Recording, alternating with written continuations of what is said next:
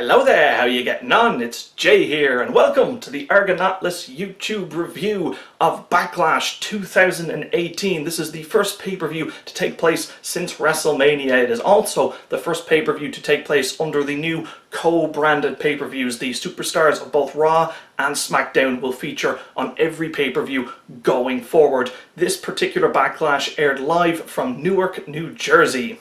Now, for my review of the Greatest Royal Rumble, I didn't even bother to check if there was a kickoff show for it. I still don't know if there was one, so obviously I didn't touch upon that in the review. For my WrestleMania 34 review, I looked exclusively at the matches, but it's going to be different this time. We're going to look at the kickoff show as a whole. After all, it's only an hour. What's the worst that can happen?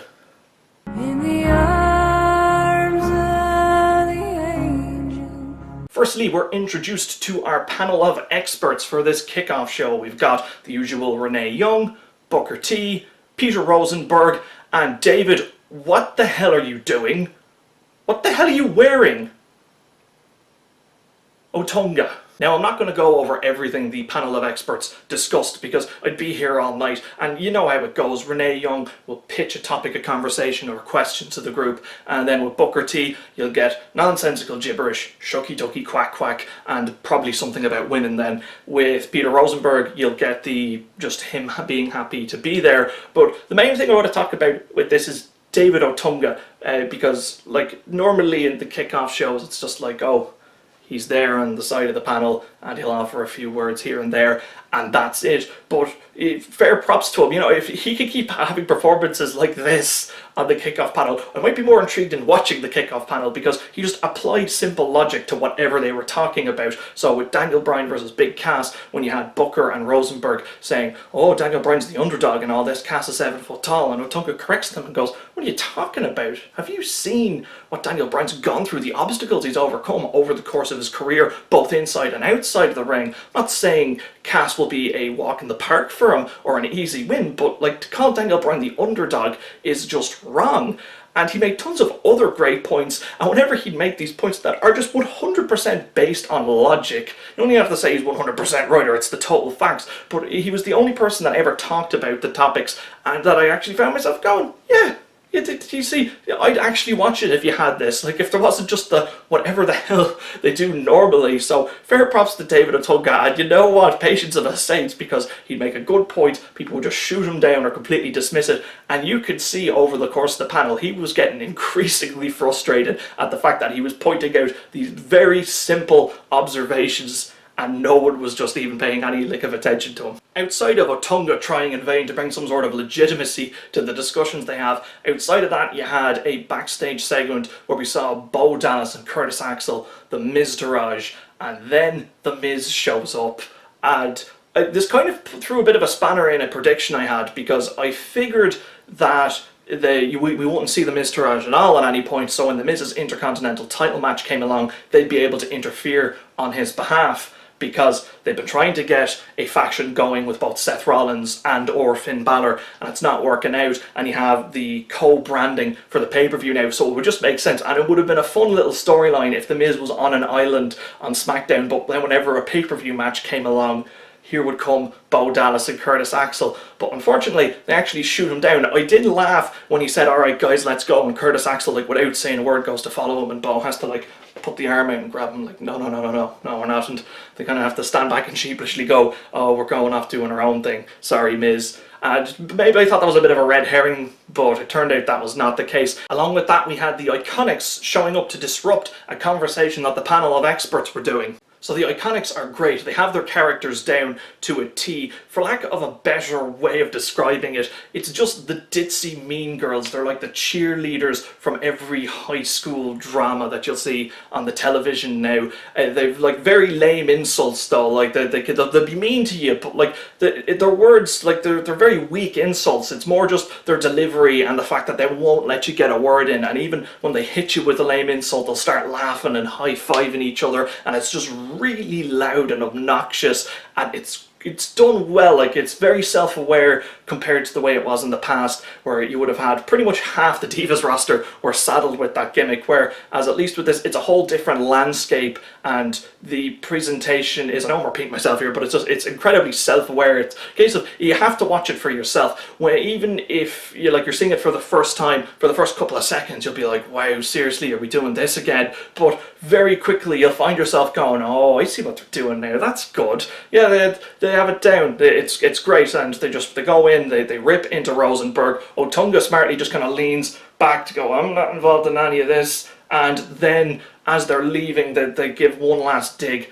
at Rosenberg, and he's left flabbergasted. Otunga's avoiding eye contact. Renee Young is laughing, and the icing of the cake is the second they're out of the frame, just Booker T looks around and goes, what the hell? So it was good to see the IKonics make an appearance, and given their kind of previous relationship with Carmella over the last few weeks and how they were directly involved with her cashing in, even though it was somewhat indirectly at the time, them simply showing up there would kind of let you know, alright, well, yeah, they're definitely here. You would have known they were there anyway, but by making their presence known and having their presence felt, you're then reminded, oh, well, there is that women's championship match Carmella will have to defend against Charlotte in a one-on-one match, which she seems totally way out of her depth for, so maybe they'll get involved with that. Probably. And speaking of women, we have a first and only match of the kickoff show. It is a Raw brand match pitting Bayley against Ruby Riott. Now, before we get to that match though, there's a quick backstage segment where Bayley calls Sasha Banks to meet up with her in the locker room to ask her, will you be in my corner for the match tonight? Because wherever Ruby Riott goes, the rest of the Riott squad aren't going to be very far behind. And Sasha says no, and this is like a video unto itself. The backstory, even going as recently back as January of this year, between Bayley and Sasha Banks. They've been involved in multiple multi-woman matches with kind of high implications or high rewards, and of course multi-woman, only one woman can win the match, and they've taken turns kind of betraying each other and eliminating each other from the matches, so they're kind of on again, off again friends now. They're both playing baby faces, so you're waiting for the full, kind of the final nail in the coffin of that friendship, the full betrayal, a full heel turn for someone. Now both Bayley and Sasha could benefit greatly from that, but as a result of this, the story going into that match with Ruby Riott was, okay, well, Sasha said she's not going to come down to help her, so obviously the Riott squad are going to get involved in some shape or form. What will Sasha do? As a result of this, for the first half of the match, I really didn't have any interest in it because I'm just waiting for the Riott squad to get involved so that we can see how Sasha Banks will react to it. And hilariously, at some point, Sasha winds up doing an impression of the entire crowd. It just cuts to her backstage watching the match, and it's like, yeah, Sasha, we're all doing the same, waiting to decide what you're going to do. Come on, can we pick up the pace a little? And then out of the blue, on top of it all, there's a bloody ad break in the middle of this match, and I know it's the pre-show or the kickoff show, and it can be viewed on, I believe, YouTube and Facebook as well. It's not a network exclusive, and it is a big ad for the pay-per-view, but the ad they play is for Backlash. So you're watching the Backlash kickoff show on the WWE network, and in the middle of one of the matches, it shows you an ad for Backlash of the WWE network. And I know it's been said a lot in multiple videos, but really I think that the simplest solution is, for anyone who's watching it on the network, either don't show an ad for the pay-per-view that we've already paid for, or at least show an ad for something else, or no ads at all. Just let us watch the match live. Like, that's what we're going to be doing during the pay-per-view anyway. Keep that ad for the people watching on YouTube and Facebook or wherever else it's airing for free. But like, it boggled my mind. Like, they're just sitting there, they're like, oh, Backlash, what does it mean? I'm like, I've already paid for this. Stop advertising stuff I've already paid for. Will you stop? Oh my god. Oh, the network sometimes, lads, I'm telling you. After what was a pretty lengthy ad break, we quickly get to the 10-minute mark of the match, which is a shame because the match is pretty much about to end there, but it was actually starting to pick up speed. Like, they were telling a pretty interesting story with Bayley having taken enough punishment that she seems to be like dizzy and disorientated, and it's hard for her to even just hit simple moves or even stand on her feet, but she's taken the fight to Ruby and she's able to overcome the distractions, but the multiple distractions wind up being too much for her when Liv Morgan pops up in the apron, which allows Ruby Riott to hit the Riott kick for the 1-2-3. Riott wins this match. It had potential. The ad break killed it for me, but when it was starting to pick up some speed though towards the end, it could have been an interesting story, but then it just kind of abruptly ends. The Riot Squad don't attack her after the match, and Sasha's a no-show, which on one hand is good because any major developments for this story they should either keep for like a prominent segment on Raw or the main card of a pay-per-view, not the kickoff show. And with that, pretty much the kickoff show has wrapped up, and it's time to move on to the main card now. Yay! The opening package of this pay-per-view asks one simple question. What is Backlash? Is it a reaction? Is it a consequence? Or is it retaliation? Well, I'll tell you what it is. Backlash is a B-list pay-per-view, which is actually quite fondly remembered in its first incarnation, which was around the time of the early noughties, because it was the first pay-per-view to take place after WrestleMania, and it was typically a very solid follow-up to that pay-per-view, if you all recall The Rock defeating Triple H for the, at the time, WWF World Heavyweight Championship. Absolutely great stuff. This pay-per-view, even though I believe this was the 14th Backlash and has come and gone in the past, there is, from its early days at least, a pretty decent legacy to live up to. So Backlash will be what this show gets if it's not really good. A great choice for the opening match on the card, as Seth Rollins puts his Intercontinental Championship on the line against The Miz. Now this is actually an interbrand match, as Seth is on Raw and The Miz is on SmackDown. This unfortunately made the winner very obvious, as Jeff Hardy was on SmackDown with the United States Championship, so there was no way they were going to let The Miz defeat Seth Rollins and bring the Intercontinental title with him back to SmackDown, otherwise there would be no mid-card championship on Monday Night Raw. So the two men going into this match really had their work cut out for them. For me personally, I was just very deflated going into the match because the outcome was so obvious, but did these two lads deliver? So first, let's talk about Monday Night Rollins.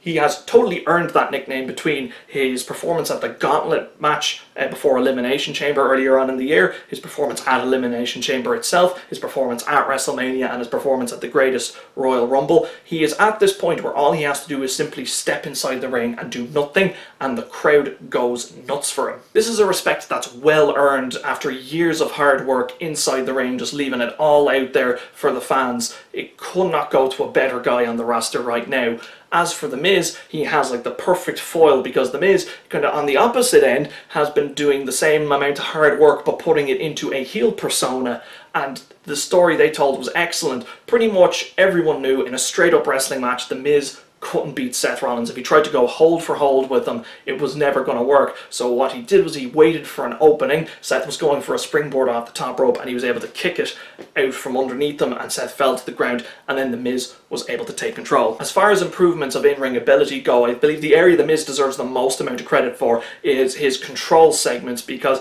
a common theme amongst a lot of heels in all of wrestling, and especially in this pay-per-view though, is that once the heel takes control of the match and has the babyface down and they're wailing on them and you're waiting for the babyface to make their heroic comeback, it can be so easy to just have the crowd die.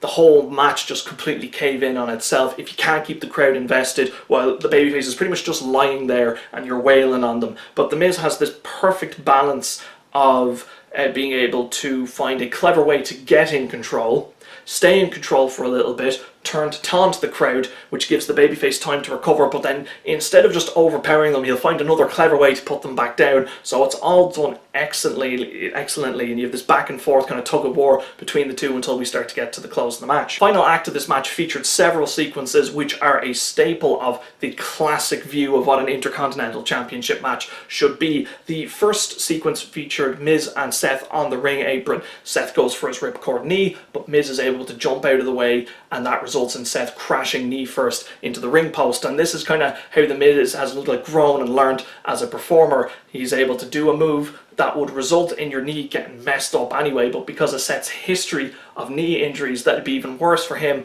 and The Miz immediately then goes for the figure four leg lock, and you get this really old school, really reminded me of like the Ric Flair matches where you had this extended period of time in the figure four and you have them rolling back and forth, trying to flip the pressure back and forth between the two of them until finally we get a rope break to break it up. Following that, you had my favourite sequence of the entire pay-per-view as Miz goes for the skull crushing finale, but Seth is able to drop down to try try roll Miz up into a pin, but Miz catches Seth in a wheelbarrow, lifts him back into position for the skull-crushing finale, which also results in Seth retweaking his knee, which leaves him totally defenseless. Miz hits the skull-crushing finale, 1, 2, and it is a very near fall, and that was the beauty of this match altogether. Because of the circumstances I've described, there was only ever going to be one winner, and it was obvious who that was going to be, but in that brief moment I totally forgot about that and thought The Miz actually had the match won, and it won't be the last time this match either. Following that, we had another great sequence which saw Seth superplex The Miz off the top rope. Typically when Seth does that, he'll actually hold on to his opponent and use the kind of momentum, the bounce off the superplex to roll through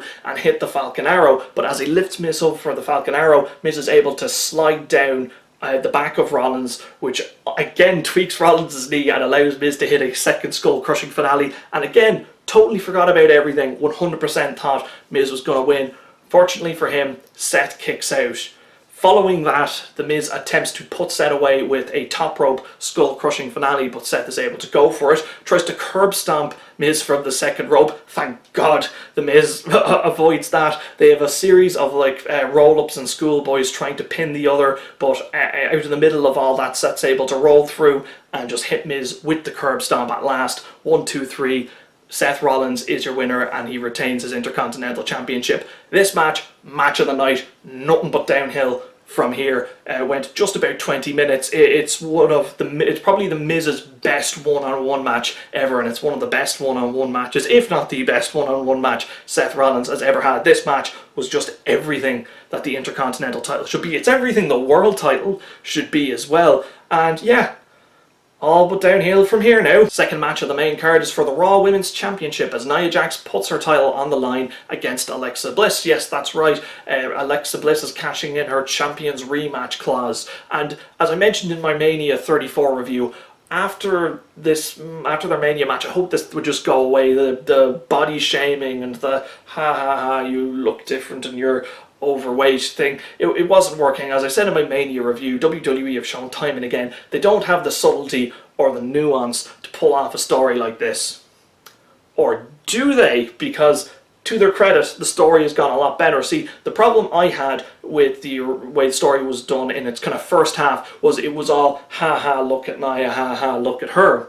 And yeah, that's good for you to kind of want to see Alexa as the bully get her comeuppance, but still kind of the butt end of the joke here is Nia, whereas for this second part of the story, they made the butt end of the joke Alexa, because she did what all bullies would do. She was bullying someone, but then she was outed and she was embarrassed, and now she's trying to make it all seem like Nia's fault, and she's just desperate and it's not working. What she did was start these public service announcements that she would call a moment of bliss, where she would just tell all of these very slanderous stories about Nia. And what worked about these is you could be looked at, they're poking fun at Nia, but they're really poking fun at Alexa, because the stories are so outlandish you never believe them, and she there's no goodwill that anyone in the audience has with her, so you know she's lying. Like the stories, like they have me at knots laughing, but like you never believe them, even in kayfabe terms. Like her saying, oh, that Nia Wood stole food off a homeless lady and ate it in front of her, laughing manically with a turkey wing in either hand.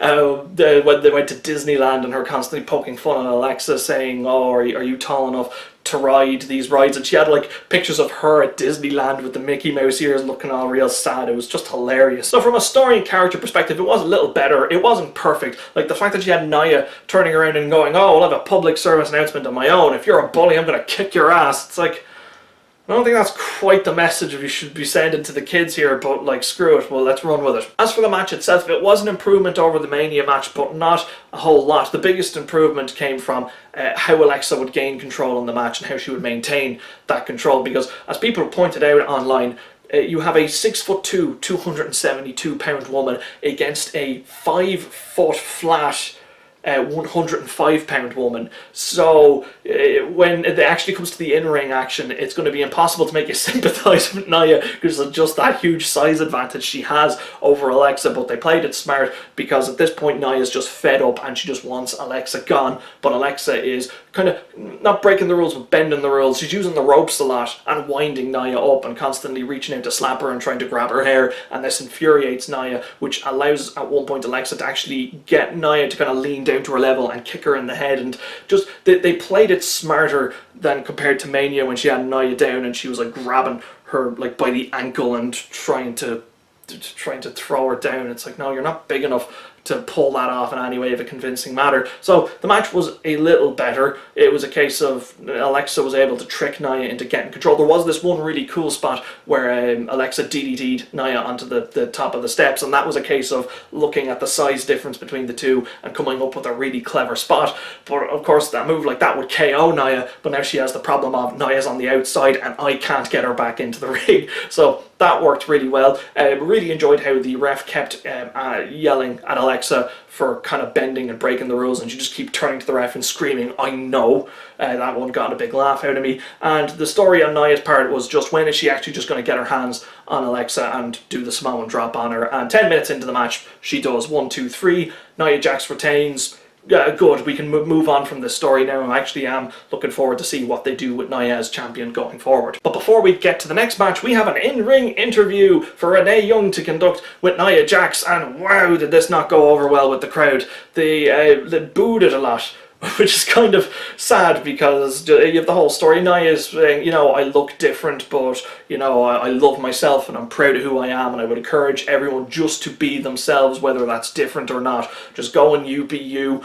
Don't bully others. And she even drops like "be a star," that slogan, and like, yeah, like like it wasn't everyone in the crowd was booing, but you had like a lot of people who obviously would have been touched by Nia's story were cheering, but then a lot of people could go, man, like this is so like ham-fisted obvious, we know what you're doing, can you please stop? And on one hand I get that, but on the other hand, if you don't like it, don't boo it, just be quiet and let the segment move on. Although hilariously Nia ends it with saying, and remember, bullies always get their ass kicked, which again, what message are we trying to send here?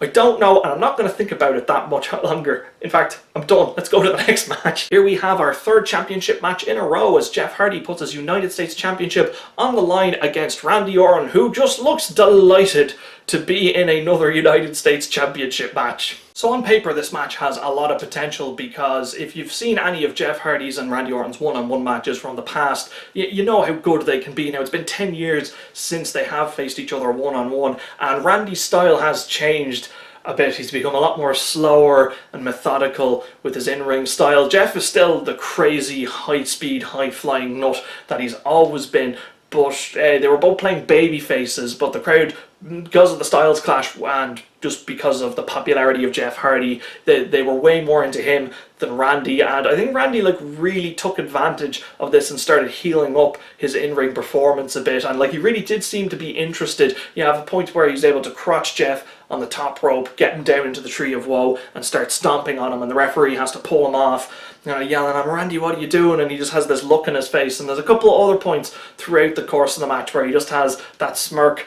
on his face after doing something that the crowd doesn't appreciate. But outside of that, it was a pretty standard Jeff Hardy and Randy Orton match. Not to say that was bad. Some cool sequences. You have at one point Jeff goes for the Twist of Fate. Randy's able to block it and try to go for the RKO, but Jeff pushes him off him, and then Orton's able to just catch him in that running power slam. It was a sequence done really nice. The match wraps up with Jeff being able to hit the Twist of Fate and a Swanton Bomb. 1, 2, 3.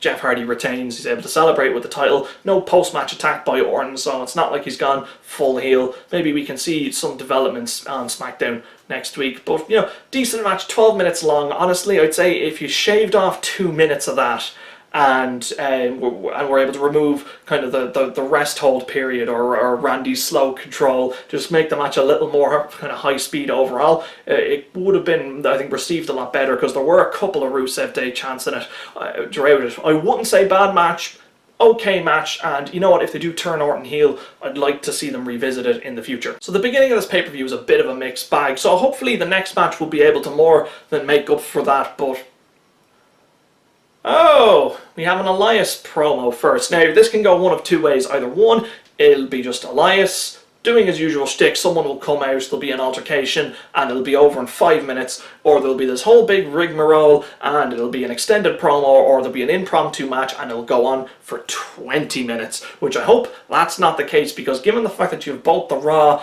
and SmackDown rosters on this show together, and we have no matches announced for the Raw Tag Team Championships, the SmackDown Tag Team Championships, and the Cruiserweight Championship, we can't just dedicate 20 minutes to this Elias shtick, as much as I love him. So what happens?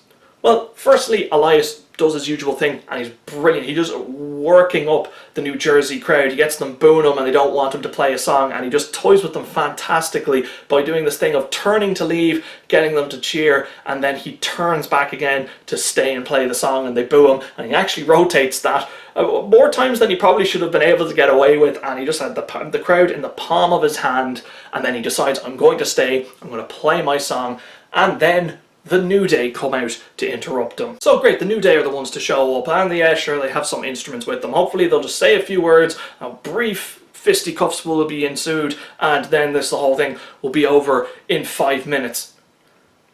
Okay, don't get me wrong, I love Rusev Day, but like, now I can see this isn't going to be a brief segment. This one's going to keep on going. Who let Adam Rose back into... Oh... my apologies, that's No Way Jose. Yeah, this segment just drags, and you know he's not the last person to come out, and you have this Conga Line, and you have the New Day with their instruments, and Rusev Day are there because if they're not put anywhere on the pay-per-view, the crowd will lose their mind over it. And then Elias, who actually pretty much gets the same expression on his face as I did while watching this. Like, love Elias, love the New Day, love Rusev Day. I'm fearful what might potentially happen to No Way Jose if they keep his character the way it is. But just end this goddamn segment. It went on for so long, taking up so much pay-per-view time, and you could have done a match instead. You could have done any match instead of this. Like, typically... a segment like this is put in between matches to give the crowd a bit of a breather. If the matches like blow the audience away, you need a segment like this to cool them down. And if the like matches that precede it are really bad, you need like an entertaining segment to pick them back up. But here's the problem: it was fine. You didn't need this segment. You could have done another match, or you could have had this segment later on and make it a bit shorter. Bobby Roode shows up and glorious DDTs Elias, thankfully, to end this segment. And of course you have to get the like everyone celebrating together. Oh, here's the Conga Line. Now they all have to leave. It's like we can't fade to black and go somewhere else. We have to watch this Conga Line of people leave. And is that Bobby Roode twerking? That's Bobby Roode twerking. Hang on a moment.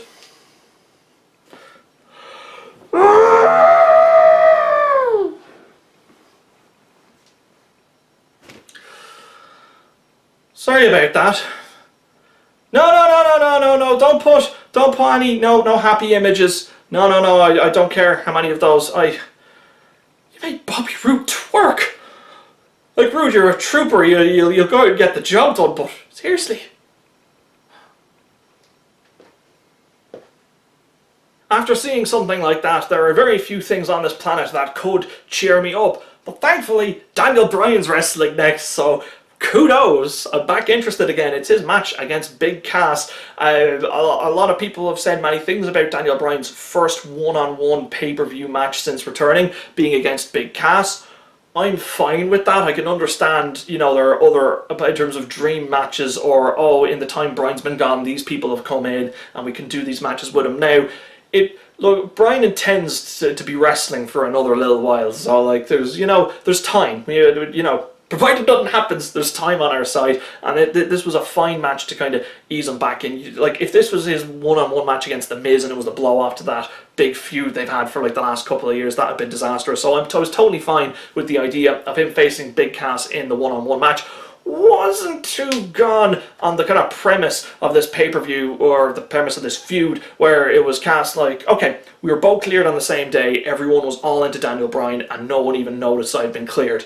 Well, that's good motivation, and that's a good reason for him, as a heel returning to attack Daniel Bryan. That's all fine. But then when they started the whole, oh, look how tall I am, oh, look, Daniel, look at my nipples. Like, it started off with a good premise, and then it just went to this David versus Goliath, and they kept pitching Daniel Bryan as the underdog, which was just stupid. Like, Daniel Bryan beat Triple H, Randy Orton, and Batista in the same night.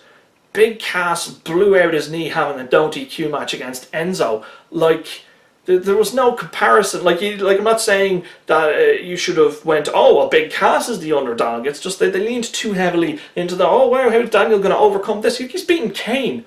Kane is like the definitive big man monster of the WWE. Daniel Bryan's been able to beat him. Like, come on, guys. I know this is only my third WWE review, and I didn't mention it in my last two videos, but I am just so happy whenever I see Daniel Bryan in his ring gear making his entrance down to the ring.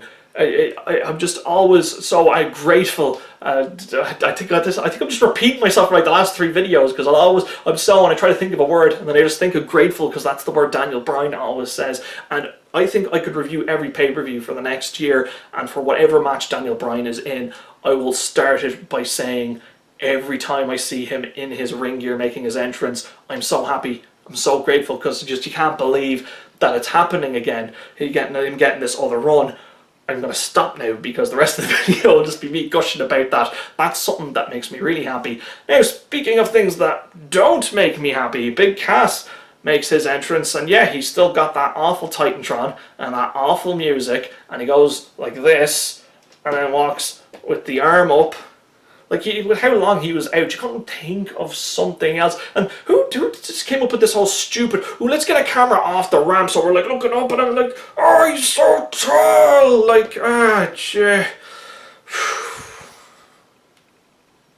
do better, please. If you were to ask me what is the one word I never thought I would use to describe the opening sequence of a match featuring Daniel Bryan since he was cleared to return, in a million years I never thought that word would be awkward. But the start of this match was awkward, because there was a mild chant of, well, say mild, like there was a loud enough chant of "We want Enzo." So yeah, that's bloody awkward. The mics for the crowd were dead after that. So outside of the awkwardness at the start of the match, I really enjoyed it. It was only 8 minutes long, but it didn't need to be any longer, and it told a really neat little story in that time frame. At the start of the match, Daniel Bryan was just completely out-wrestling Big Cass, but not in the sense that he was using submission holds or grapples or any special techniques. It was that he was outmaneuvering him and kicking at his surgically repaired knee to just stay on top of him, and it worked well, because you had Bryan had this big, I know how to take you down. Like, you're doing this whole, I'm so tall, you're so small, but I can pick you apart in a million different ways, and you don't even know it. Glad to see Daniel Bryan has still substituted the suicide dive with a baseball slide, but his kind of explosive wrestling style, his intensity hasn't dialed down. As I mentioned in my Mania review, he's working just as fast and just as hard, but he's just doing it a lot smarter. So he's able to outmaneuver and kind of pick apart Big Cass, but with the story they're obviously telling here, he has the size and strength advantage, so all he has to do is get a hold of Bryan once and slam him down, and that's enough to give him an advantage. But this is where we kind of call back to what I was saying about The Miz, how with the Miz, he has, the match doesn't get boring when he's in control, whereas with Cass it did a little. He had this wicked clothesline on Bryan, and he had him there, and it's like, what are you going to do? And he's like, oh, just keep letting him get on, pick him up, and then I'll knock him down with another clothesline. That happened a few times, and I was like, the crowd kind of started to lose interest, and I did as well. But with that's just as much to do with your character as it is your moveset, and it didn't last that much longer, because Bryan was able to rally and get Big Cass in the yes lock. What I really liked was they kind of had the whole, Cass is so big, and can Bryan get his arms around him, and then Bryan just started kind of doing these cross-face clobbers onto Cass. They were wicked, so he was able to lock in the yes lock, and Big Cass taps out, so Bryan wins. And as Bryan said in his interview before the match, where it's it doesn't matter how big you are, when you're on the ground, you'll be tapping. Really, I know I paraphrased the quote, actually I botched that quote horrendously, but still you get the point. It was a really good one. So Bryan wins, he's celebrating, Big Cass attacks him, after the match, being the sore loser that he is. Cass is actually doing a really good job facially. At points I felt like he was trying too hard to look angry and intense. He's just too frequently going for the... But, like, yeah, you know, he'll grow into it. You know, there's potential in Big Cass. And look, Bryan won. It was the right call. So, be just curious to see where they take the story going forward, because there's obviously going to be a follow-up match now, given Cass's actions. So if we have like 4 or 5 matches and it's going on months down the road, I don't know. But at the same time, I can see why they'd want to keep Cass in the ring with Bryan, because Bryan's so damn good and Cass can learn a lot by working with them. So as long as the matches stay good, I'm all up for them. 5th match of the card, and we have the SmackDown Women's Championship. Carmella is putting her championship on the line against Charlotte. That's right, Carmella able to successfully cash in her Money in the Bank briefcase on Charlotte thanks to an assist from the IKonics. An indirect assist, but an assist nonetheless, and now they're kind of all being pally-pally. In the promo package hyping up this match, they hilariously talk about the first Women's Money in the Bank ladder match, and they show the clip from SmackDown.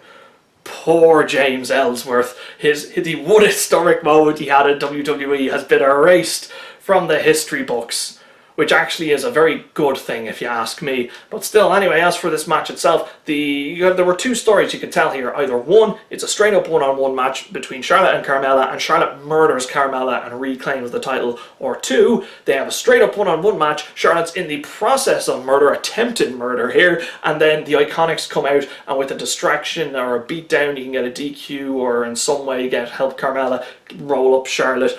And that's really the only 2 options you could think of. And of course, trust Vince to be like, ha, I'll make a 3rd option. And that was have Carmella win clean.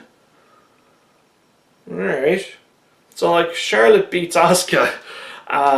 Charlotte's gonna probably go on to face Ronda Rousey one-on-one at Mania next year. And now we have Carmella beating her one-on-one. Totally fair. Alright. 2 problems with that. Firstly, as I just discussed, Charlotte should not be losing to Carmella at this. Like, sorry, she can lose to Carmella, but just not in the way that she did. And second of all, God, was this match boring, because they established very quickly that Carmella, again, is no match for Charlotte. Like, there's so many recurring themes in these matches. And then Carmella is able to get in control. She gets outside the ring, and Charlotte jumps over the top rope to come down after her, and Carmella is able to hit her with a super kick, and then she brings her back into the ring and applies a rest hold, and then Charlotte breaks free, and she applies another rest hold, and then Charlotte breaks free, and she applies another rest hold, and it's just non-stop rest holds for this entire match with, like, that's all I remember. I was like, God, how long will this chin lock go on for? And then Charlotte escapes, and then it's like, oh no, she's right back into that chin lock. And then you had the, what else did we have? You had the chin lock, you had like the kind of the stretch muffler or whatever it's called on the ring apron. There was another bloody rest hold, which I can't even remember what it was. And then she actually like transitions into the code of silence, her like headlock submission maneuver, and like, I was like, dude, look, you've had her in like submissions for like the last 8 minutes. I know it wasn't exactly 8 minutes, but like you've had her in submissions for what felt like an eternity, and I know there's the rest holds and all that, but you can still make them tap out from it. And oh wow, that was just bad. I understood what they were doing here. They were doing once Carmella was able to get her down, she just kind of sat on her and just put on a hold and would not let go. And that can work, but Jesus, was it boring. And like, Charlotte has been portrayed as much tougher than that, so I suppose the finish was smart enough. Charlotte's able to get back into things, goes for a moonsault off the top rope, and when Carmella moves out of the way, Charlotte lands on her feet but tweaks her knee, and then Carmella is able to like roll her up and get like a really deep cover on her, and that gets the 1, 2, 3. But the thing is, like, we saw Seth knacker his knee earlier on, and he has a history of knee problems, and he was in the figure 4 for ages, and then he got hit by multiple finishers, and he was kicking out, and Charlotte was just, this was a weak showing for both Carmella and Charlotte. I will give Carmella all the credit in the world for doing fantastic character work. Like, there was the one point where she had Charlotte in like in a rest hold, but like she kept shouting, Charlotte Flair, Charlotte Flair, Charlotte Flair. Like, it was so annoying but hilarious at the same time, and she just keeps shouting stuff, and like if you see how she celebrates all of her victories and all that, and you know her promos have come along in such a long way. The moonwalking, trash talking princess of SmackDown Live, all that, like, character wise she's come along great, and even then I never viewed her as the worst in-ring performer. It was just this match was very weak, and for Carmella and Charlotte, they need to do better with both of them. Like, I wouldn't say this was point blank that this was a bad match and it's the two of their fault. It's just whoever said, oh, let's do a ton of rest holds for all of this match and then just go straight to the finish. It's that person's fault. I don't know who it is, but like, bold. No. We're on to our 6th match and 3rd last match of the night as Roman Reigns takes on some... Why are you showing that graphic? Let me try that again. We are on to our 6th match and 3rd last match of the night. It's Roman Reigns versus... Are you serious? No. Oh, no, I got it. You got me. I get it. One last time. We are on to our 6th and 3rd last match of the night. It is a tag team match pitting Braun Strowman and... Are you kidding me? Oh, AJ Styles versus Shinsuke Nakamura for the WWE Championship is not the main event of this card. So what? Reigns versus Joe is like they don't like each other, and they're probably going to have a great match. But like, seriously, that's the main event. Like, the WWE Championship is not the main event, and Nakamura and Styles having this grudge match, no disqualification. That's not your main event. Like, you need to call, like, fine. I never thought in like the 4 weeks of build up we had, you would do this. Second I heard Lesnar wasn't on the card, it's like, deadly, Nakamura and Styles main event, finally. Right, so how does this match go? Well, this match was really good. Out of the 3 kind of singles matches they've had in WWE so far, this was arguably the best, but not so much necessarily for like the in-ring content. Now, they worked a much more aggressive style. There was a much more of the strong style, a lot less grappling and even like slams. It was mainly striking in this match and a lot of brawling on the outside, but like, it was clear the two guys really just wanted to beat the crap out of each other, and they're guys with that are more than capable of knocking someone out in multiple various ways. But at the same time, match was only 15 minutes long, went on a bit shorter than I would have liked it to, and really there are highlights in this match, but the one highlight everyone's immediately going to jump to, and of course it's a no disqualification match. Is Shinsuke Nakamura going to punch AJ Styles in the bollocks? Because like, in the promo package they played even before this match, there were so many different images of just Nakamura punching Styles down low, and at so many different angles, and Nakamura pulling all these faces. It was very funny. Does he actually manage to pull it off in the match? Yes, he does. Does this help to set up the Kinshasa so he can beat Styles for the title? No, because Styles immediately replies by punching him in the bollocks. So finally, after all this time, this is probably like the closest to proper revenge Styles has gotten. Both men are down, obviously in a lot of pain, but they manage to make their way back up to their feet, and what do? The both of them double KO each other in the testicles. A swift kick in the bollocks from AJ to Nakamura, and from Nakamura to AJ. The look of the two of them as they're falling to the mat, holding their groins, screaming in agony, had me in knots laughing. And unfortunately, they're unable to answer the referee's count to 10. So the match ends in a double, not a double count out, but just I think it's just like a no contest. All the ring announcer said was that AJ Styles is your WWE champion, as both men were unable to answer the referee's 10 count. So that's the second match in a row with a screwy finish, but this is going to give the story more time to grow. I think it was just kind of unfortunate that we had to go from Mania to the Greatest Rumble to Backlash in such quick succession. It really didn't lend to the story. So to their credit, I think they're doing the matches right, and if this is building up to something like a Hell in a Cell, that's great. Now, if it's only going to be focused around them just punching and kicking each other in the bollocks, you know, that could be to the story's detriment. It could become more of a comedy. Even you could hear the crowd cheering for every low blow. So if it was up to me, I would have on like the next episode of SmackDown, have the two of them even meet in the middle of the ring and just be like, look, we're going to go to war, we're going to kill each other, but let's make a promise not to hit each other in the junk anymore. And like, they could shake on that, and then they could just start beating on each other. That's how I do it. The crowd were very unhappy for it with that result, but at the same time, that is why it did not close out the show, because you couldn't end a pay-per-view on that. It'd be hilarious if you did. Good night, ladies and gentlemen, thank you for watching Backlash. Make sure to tune in to Monday Night Raw tomorrow, and like the final image is just the two lads on the ground like that. Like if you wanted like to do it for a joke, sure, and actually in hindsight, yeah, like let's make that the finish of a pay-per-view someday. Anyway, this is just a case of stay tuned to find out what happens next. There is going to be that big match between the two, and it will be as good. We're just going to have to wait a little bit longer. There might even be one more match with a screwy finish between the two. Maybe the Money in the Bank contract will get involved, given the time of year we're approaching. Who knows? But I am looking forward to see what they do with the two boyos next. Second last match of the night, and it's a tag team match pitting Bobby Lashley and Braun Strowman against Kevin Owens and Sami Zayn. What the hell happened in this match?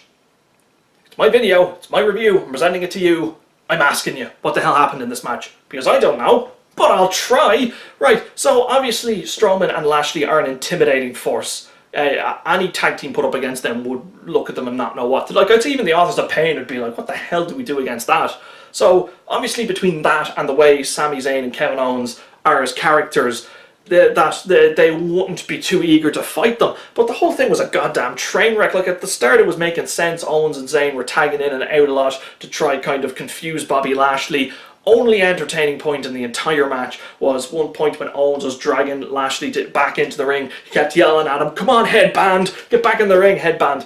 Only part I went, ha, that's funny. Outside of that, it was just Lashley tags Braun in and they're running around, and there's some comedic hijinks as Braun's running around. He bulldozes over Kevin Owens, but even though he was trying to chase after Sami, and then Sami grabs Owens and says, let's leave, let's just go. There's nothing for us to gain by fighting these guys, let's just leave. And Owens says, no, we have to stay, we have to fight, we have to prove ourselves.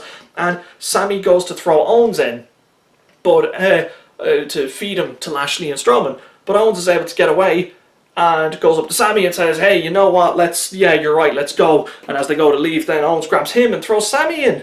So now Sami's in the ring with them. Owens is standing on the apron yelling at him, why did you throw me in with them? Now you're in there with them. And then Sami's yelling at him, and then Sami slaps Owens. And then Owens goes to get in the ring, and then Owens winds up being left with them. So Owens takes the punishment in the pinfall. And then Sami's left there going, oh no, what have I done to my friend? And then they just grab Sami, throw him in the ring, and then they just beat him up. Like, so it's... So like Lashley and Strowman needed the wins. Like Lashley's only after being reintroduced to the company. Strowman's in the positions he's in. He needs to be protected. They could have fed any tag team to them, but at the same time, no one would have had any interest if it was like some jobber tag team or some really low card. Like if it was the Ascension, no one would have cared at all about the match. But with it being Zayn and Owens, with them being new to Raw and the position they're in, they need to be doing better. But at the same time, you can make the argument that, you know what, the main event title scene is so jam-packed on either show. Would they really be thriving if they were to be put in a main event position? I'd say yes. A lot of people would say yes, but at the same time, who knows? Are they going to split up now? Is Owens going to do a face turn? This whole thing confused the hell out of me, and I didn't like it. Like the low point of the night outside of the Rude doing a... Right, let's just get on to the main event, which is... Oh yeah. Right, okay. So this is a match where the only intrigue generated from it for me was via Samoa Joe, because Samoa Joe's microphone work has been amazing. Like, that dude has been a workhorse, able to promote like himself. At one point he was promoting himself, the Greatest Royal Rumble, Backlash, a match with Roman Reigns, his trade to SmackDown. Like, he was able to juggle all these things and make all of them seem important and seem like he was going to succeed. And all of them, hilariously, so far he's failed. Like everything match he mentioned, he lost the ladder match at the Greatest Royal Rumble, and yeah, he loses to Roman Reigns here, shocker. Of course, after everything that happened with Lesnar, Reigns is going to get his win back here. This had to be Roman's first step on redemption. How was this match? You guys, I'm actually kind of frustrated with this card and I want to wrap up the video. How was the match? The match, you know what, the match on one hand was fine and on the other hand wasn't as good as it could have been. So the match starts with Joe attacking Reigns and putting him through a table before the bell rings. Good. Reigns gets back into the ring, says, let's do the match anyway, I'm good to go. Cool. Then a ton of rest holds happen, and again, way too many rest holds, and this was another, and it's horrible because I'm saying this about Joe, but his heel control work just wasn't that good. You had tons of rest holds, and then when he started to try to break out the Coquina clutch, I was like, dude, you had him in like a chin lock for the longest time, and he didn't tap out. I know that the Coquina clutch is more of a sleeper, but it's still just way too many rest holds going on for way too long. The match got really good once they got into like the final stretch of it, but like this was the longest match of the night, like over 20 minutes, and it's only like in the last 5 where it became the match that we all know it could have been. And blah blah blah blah blah, spear, 1, 2, 3, was there ever going to be any other result? And that wraps up Backlash. To put myself through more torture, I watched the post-Backlash discussion. In summary, Elias was hilarious, The Miz was brilliant. I'm probably never going to watch another post-discussion though. I only went to watch it because they initially advertised it as Daniel Bryan and The Miz being on it, which, ooh, what's going to happen there? But then because of the big Cass angle, Bryan was removed and replaced with Carmella, I think.